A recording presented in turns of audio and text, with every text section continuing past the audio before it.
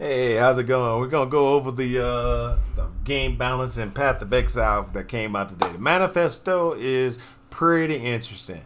It actually is going to nerf a bunch of stuff. There was very few boosts, a lot of nerfs, bringing things into alignment. Now the question is, on tomorrow's patch notes, what are they bringing in to boost? So let's go ahead and get to it. We can get through this in a pretty quick fashion because it's going to be, it's going to be something that everybody wants to know. This is a highlight, not going over everything.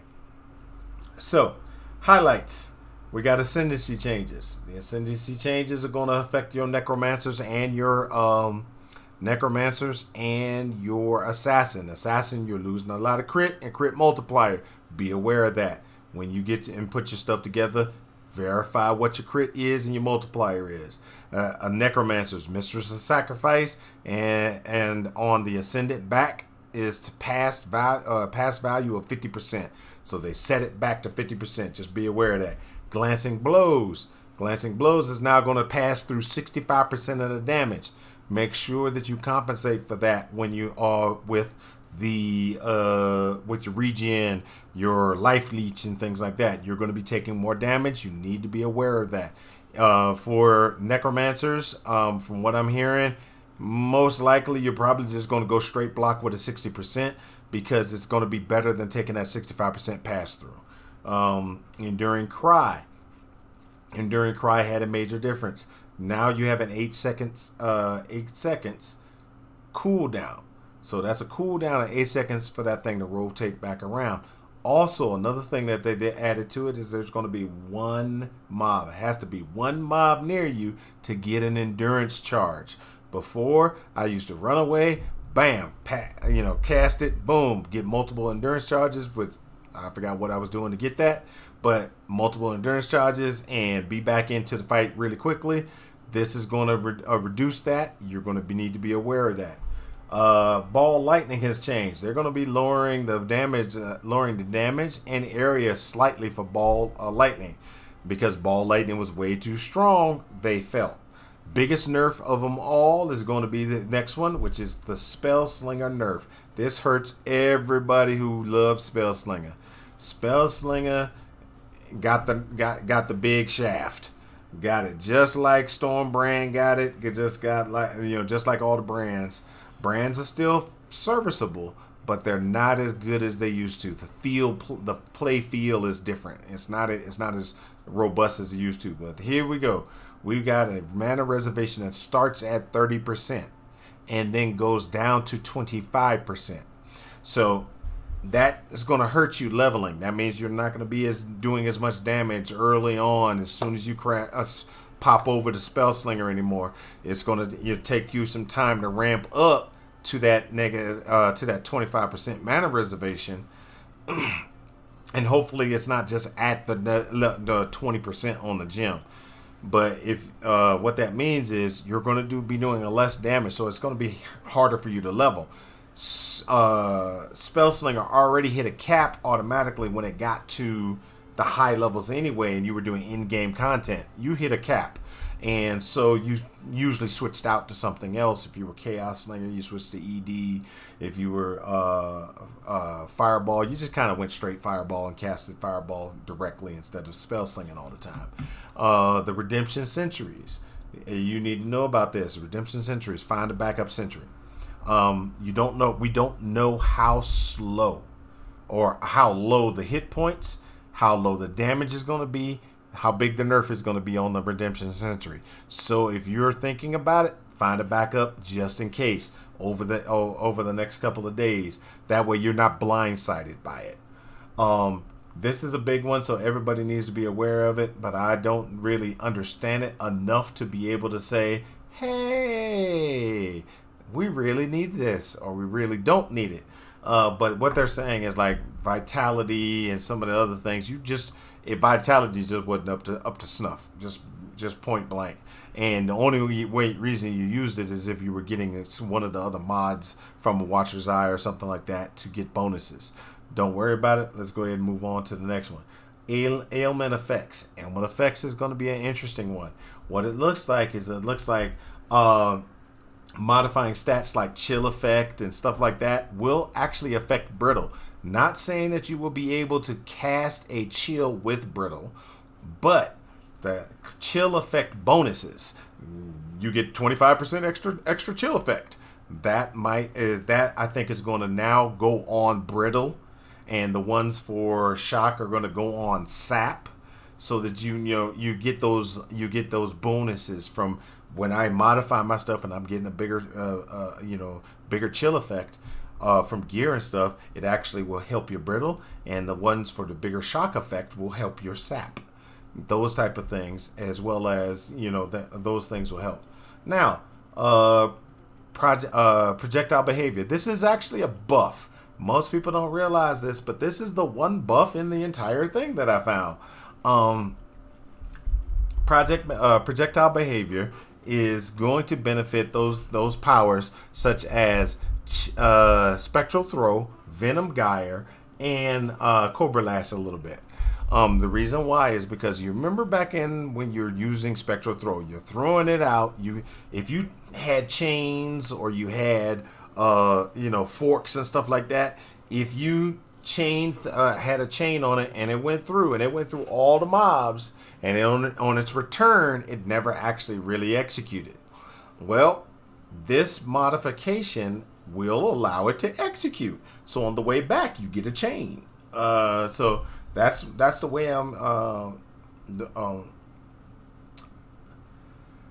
that's the way that I'm seeing it from how they worded it. It seems like now on the return back, you're going to actually get the boost, that extra chain, which gives you extra damage. If you had a chain that wasn't working or wasn't getting anything, hey, guess what? Now you got it.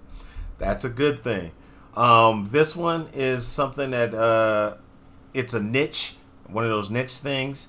Individuals knew about this, but wasn't really spread around very widely. But you could pretty much be invisible to mobs.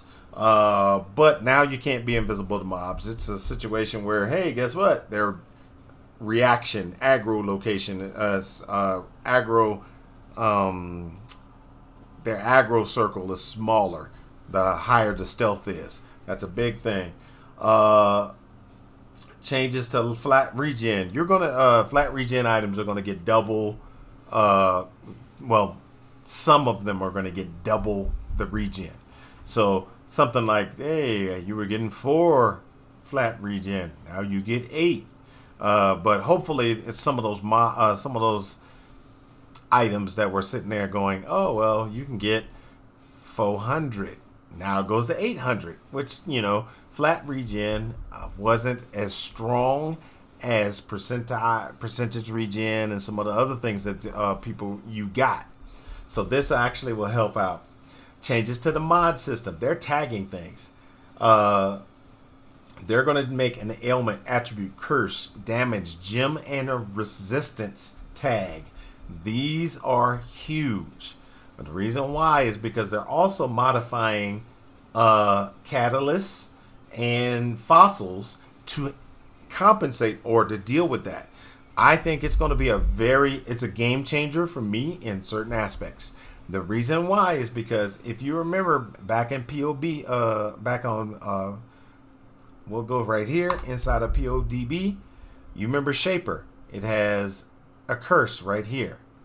Curse on conductivity on hit.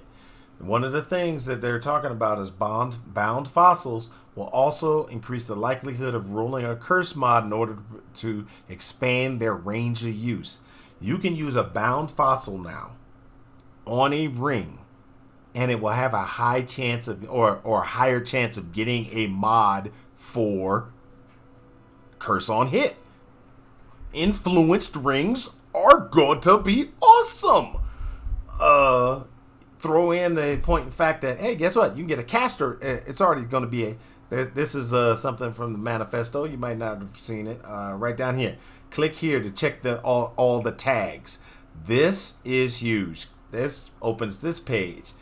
The tags for a curse on hit is caster, curse. Fossils. Let's go ahead and let's look at this. Fossils. Caster. More caster modifiers. Fewer attack modifiers. Bound fossil, which will now give you a higher chance of curse, should modify this number here. So this number here now will have one of those little tag things on the side that says, hey, more likely to get. So it makes influenced items, influenced rings are going to be worth it now. Because if I want a frostbite, I just get myself a redeemer ring.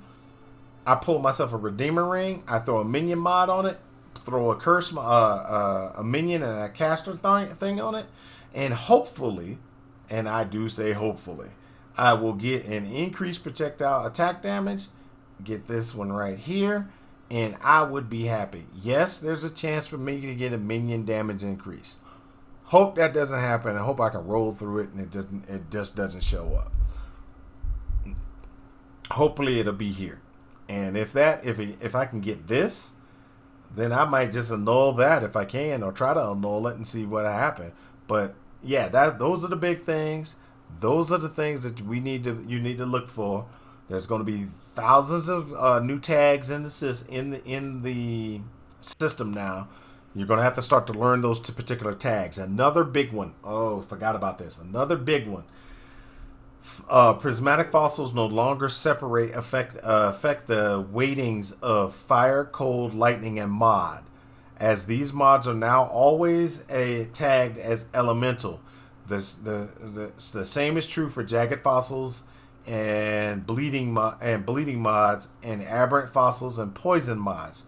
There aren't any functional changes, but providing greater clarity of fossils no longer have effects that aren't explicitly described.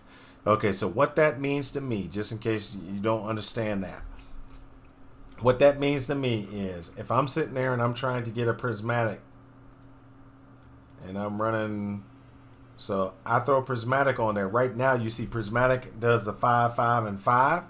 It's still going to do the same thing, but it's doing it off the elemental tag, not the code tag, the elemental tag.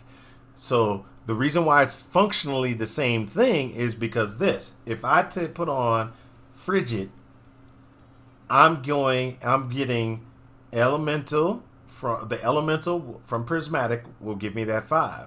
The cold one from frigid cold modifiers will actually give me that 10. So it's still the same thing. It's just adding them up in a separate fashion. So when you do prismatic, it goes off the elemental tag. It doesn't go off of the, I'm going to give you 5, 5, 5, and 5. It's just going to, if it's an elemental, you get 5. So it's functionally the same exact thing, just makes it a little bit different so that you can add in a little enhancements and understand the fossil drops a little bit better.